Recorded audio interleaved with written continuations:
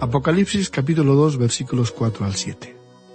Continuamos hoy, amigo oyente, recorriendo este interesante libro que se llama Apocalipsis, el único libro profético del Nuevo Testamento y a la vez el último libro de la Biblia, las Sagradas Escrituras.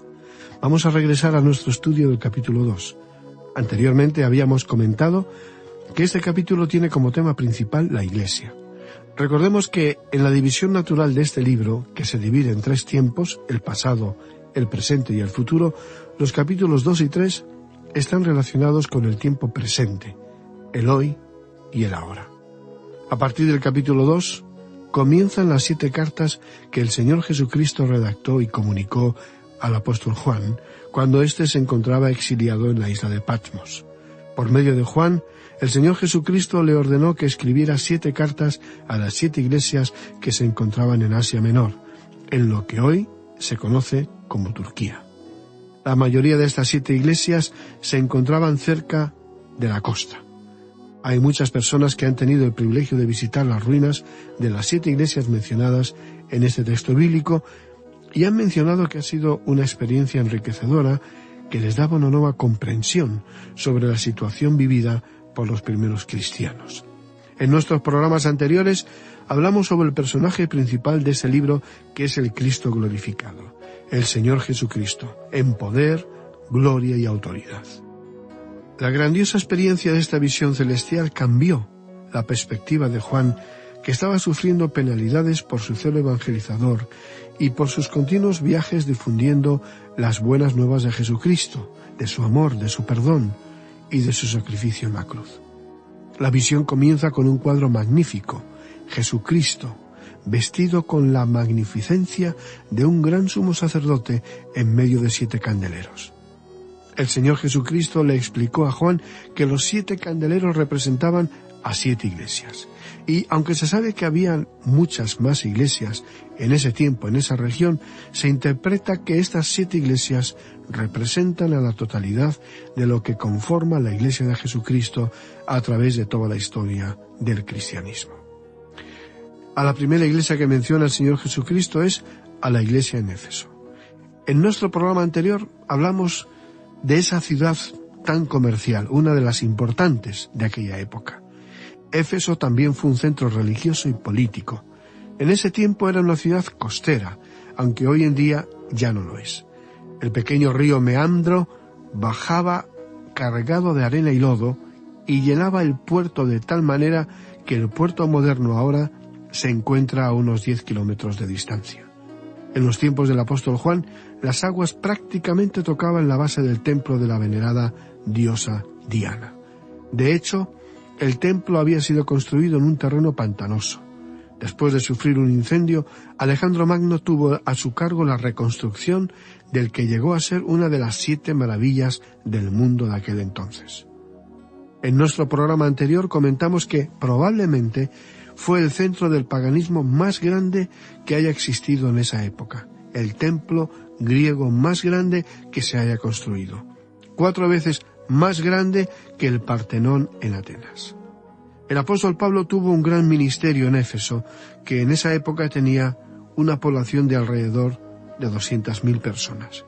El impacto de su ministerio todavía se puede encontrar entre las ruinas de la ciudad, a la entrada misma del puerto. El puerto era bastante pequeño, pero los barcos de aquellos tiempos podían entrar en él. Pablo, al llegar al puerto, seguramente habrá caminado por el bulevar del puerto, una ancha avenida de mármol blanco. Había un teatro para 20.000 personas y un anfiteatro que podía sentar a 100.000 espectadores. Era una enorme ciudad de mármol blanco que se utilizaba como lugar de recreo y vacaciones por los emperadores romanos. Éfeso era un importante punto de encuentro, una confluencia entre el este y el oeste con mucho comercio.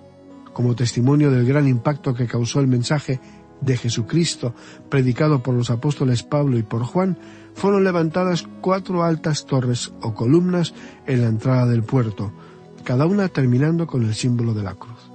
Estas 4 grandes columnas fueron construidas como monumentos en homenaje a Mateo, a Marcos, a Lucas y a Juan. Esto demuestra que el Evangelio fue aceptado y respetado, como también lo prueba el hecho que algunos templos paganos fueron transformados en iglesias cristianas. La iglesia en Éfeso llegó a ser una iglesia muy grande y prominente. El apóstol Pablo la fundó y el apóstol Juan llegó a ser su pastor. En nuestro programa anterior vimos que el Señor Jesucristo tenía 7 palabras de elogio, 7 palabras muy positivas para esta iglesia. La iglesia en Éfeso probablemente fue la mejor, la más sólida y estable de todas las iglesias de ese tiempo. En un programa anterior vimos que las 7 cartas a las 7 iglesias representaban también las diversas épocas o etapas de la iglesia de Jesucristo en los distintos momentos de la historia del cristianismo. Esta primera carta representa el primer periodo apostólico que abarca desde el Pentecostés hasta el año 100 después de Cristo. Éfeso representa a la iglesia en su estado más puro. Nunca más la iglesia llegó a tal nivel espiritual como el de esa iglesia. El Señor Jesucristo la elogió por los numerosos aspectos magníficos que poseía la iglesia de Éfeso, aunque después también expresó su descontento y desaprobación. Leemos el versículo 4 de este segundo capítulo de Apocalipsis, en el cual el Señor Jesucristo dice lo siguiente: «Pero tengo contra ti que has dejado tu primer amor». ¿Qué significa esta queja del Señor? Lo que Él estaba diciendo era: vosotros estáis abandonando vuestro mejor amor. El Espíritu Santo había llevado a los creyentes en Éfeso a una relación íntima y personal con el Señor Jesucristo, donde ellos podían decirle a Él: Señor Jesucristo, te amo. Los creyentes de la iglesia en Éfeso paulatinamente se estaban apartando de ese primer amor, entusiasta, entregado, contagioso. Poco a poco se estaban enfriando, aunque no se habían apartado de la fe. Es difícil imaginarnos una iglesia tan dinámica, tan llena de dones, tan entregada a la sociedad y sus necesidades. En nuestro tiempo, tan frío e indiferente a los temas espirituales, tan escéptica y cínica, la iglesia se ve cuestionada y desafiada por ideologías y muchos temas éticos y morales controvertidos y discutibles. Todo lo que afecta a la sociedad también lo podemos observar dentro de la iglesia. No nos podemos sustraer ni ignorar los cambios que temas considerados como verdades bíblicas inamovibles poco a poco aparecen como temas relativos, circunstanciales, muy desdibujados y alejados de su origen. Los miembros de la iglesia de Éfeso en sus comienzos habían experimentado una devoción intensa y un entusiasmo desbordante por la persona de Cristo. Esa era la característica de la primera iglesia, pero imperceptiblemente, suavemente, se fueron apartando, no de sus doctrinas, sino de su ferviente e intenso amor a Jesucristo. Como consecuencia, su entusiasmo por evangelizar a sus conciudadanos, con ese ímpetu, fervor y testimonio personal, fue decayendo. La iglesia de Éfeso había llegado a ser muy poderosa por sus esfuerzos evangelísticos en un área geográfica en donde había unos 25 millones de personas. Aún los emperadores romanos y la nobleza de aquella época habían llegado a escuchar el Evangelio en su tiempo de recreo o vacaciones en esas tierras. Era evidente la actuación del Espíritu de Dios en esa iglesia y a través de ella. Hay muchos seguidores de Jesucristo, creyentes profundos y consecuentes con su fe, que han llegado a tener una relación personal muy cerca con el Señor Jesucristo. A través de todos los siglos, ha habido personas que se han entregado en cuerpo y alma a la misión evangelizadora.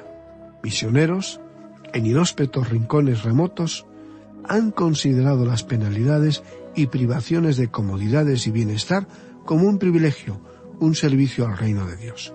Consideran imperiosamente necesario proclamar el Evangelio del amor y del perdón de Dios y servir sin reservas para que el mundo conozca a este gran Dios.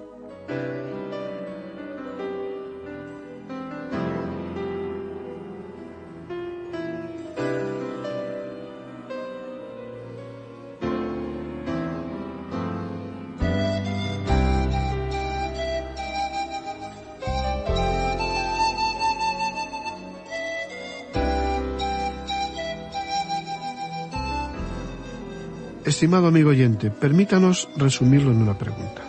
¿Cuál es su relación con Jesucristo? Si está escuchando este programa significa que debe tener alguna inquietud o hambre espiritual, pero ¿podría usted afirmar que ama al Señor Jesucristo? ¿O solo lo admira?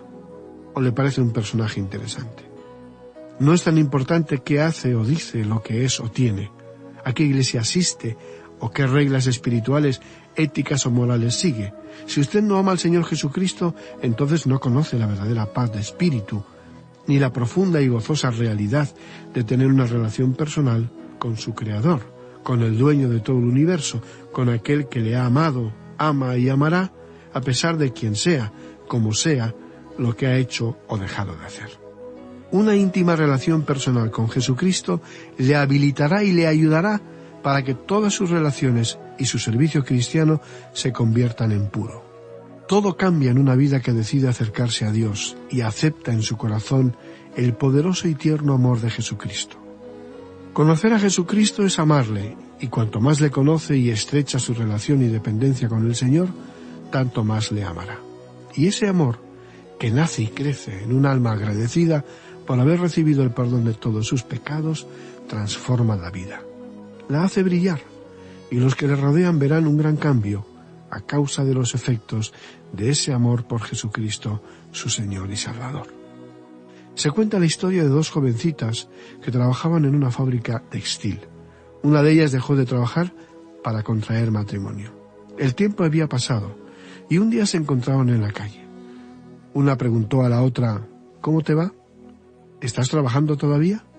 Y entonces la amiga contestó: no estoy trabajando, me he casado. Esta joven, cuando trabajaba en la fábrica textil, siempre estaba observando el reloj para salir ni un minuto después de la hora. El trabajo era bastante duro y no le gustaba. Ahora se ha casado, pero ¿había dejado de trabajar?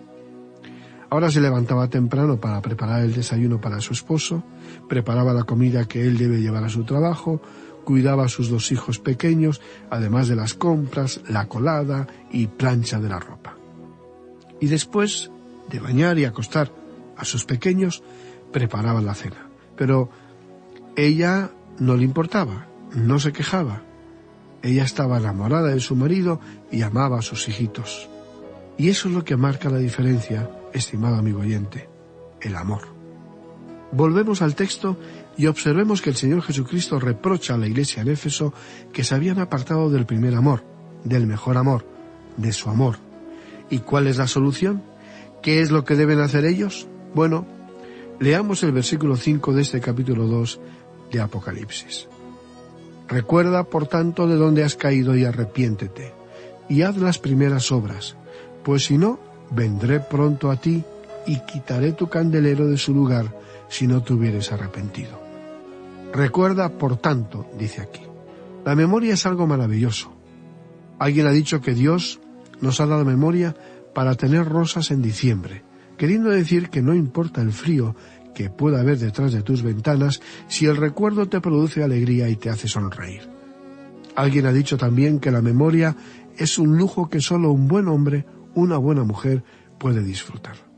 ¿Tiene usted, amigo oyente, buenos recuerdos?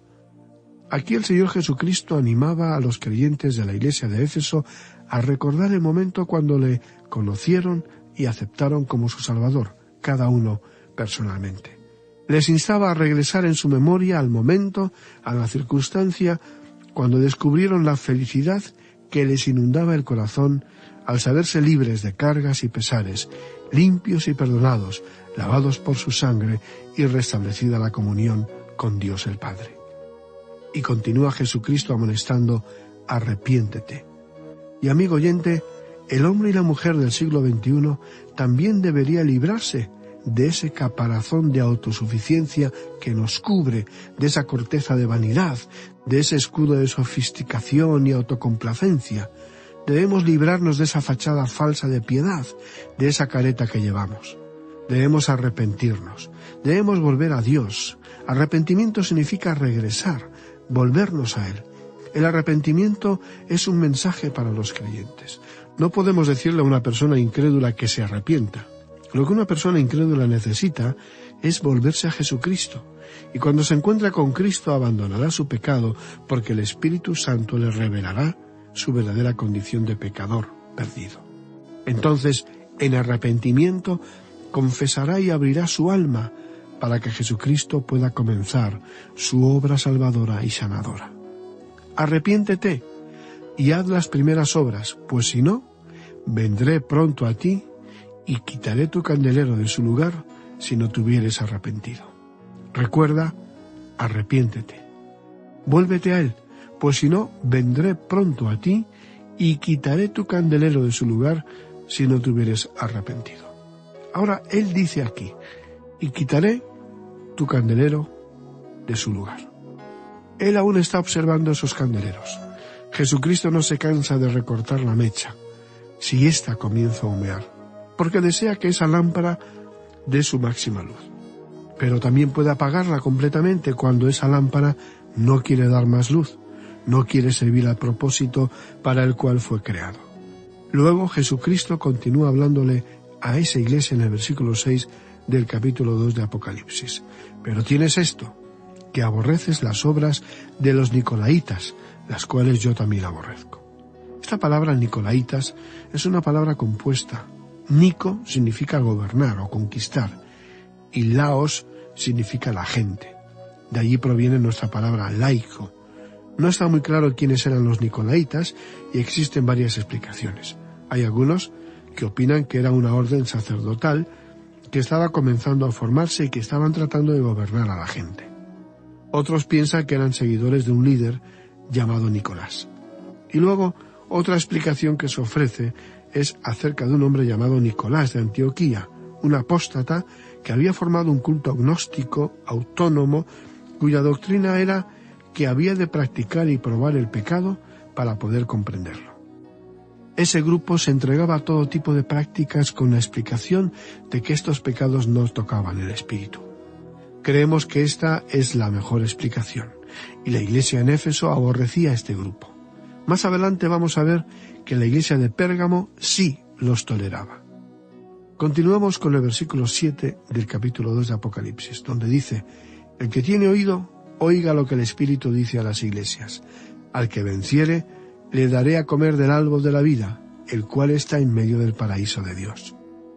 Aquí dice, el que tiene oído, oiga, lo cual significa el que tiene un oído ungido con su sangre. No todos son aptos para escuchar la palabra de Dios. Pueden oír un sonido audible, oyen, pero no captan el mensaje, no pueden escuchar. Esta es una frase que el Señor utiliza para alertar nuestros oídos sordos. Usted recuerda que Él utilizó esta expresión. Tienen oídos para oír, pero no oyen. Ahora, Él está hablando a aquellos que ya tienen una percepción espiritual. Muy estimado oyente, ¿puede usted escuchar el mensaje de Dios o solo lo oye sin comprenderlo realmente? El Espíritu, que es el Espíritu Santo, el que enseña a la Iglesia y dice al que venciere. Eso se refiere a los creyentes genuinos. Nosotros solo podemos vencer a través de la sangre de Cristo, es decir, en la fortaleza de aquel que derramó su sangre por nosotros. Luego, Jesucristo continúa diciendo, le daré a comer del árbol de la vida. Usted recordará que en el jardín del Edén, Dios le prohibió específicamente a la primera pareja, Adán y Eva, a comer de este árbol. En el cielo, ese cartel de prohibido comer será quitado de ese árbol y todos nosotros tendremos el privilegio de comer del árbol de la vida. No sabemos exactamente qué clase de fruto tiene ese árbol, pero creemos que la oferta del Señor Jesucristo nos permitirá vivir de una manera extraordinaria. Vamos a vivir plenamente, como nunca antes habíamos vivido.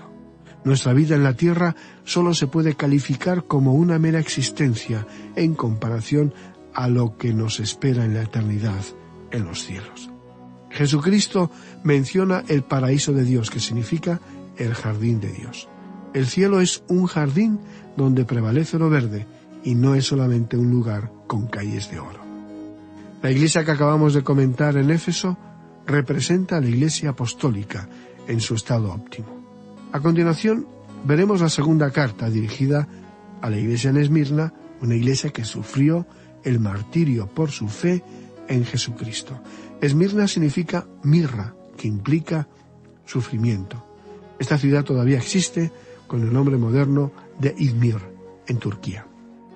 En nuestro próximo programa hablaremos de esta iglesia en Esmirna y del mensaje que Juan recibió para ella. Le invitamos, pues, a acompañarnos mientras continuamos nuestro recorrido por el capítulo 2 de Apocalipsis y observamos y estudiamos esta carta que el Señor Jesucristo envía a la iglesia en Esmirna. Es nuestra oración que se despierte en usted, estimado amigo oyente, sed y hambre por conocer más al Señor Jesucristo.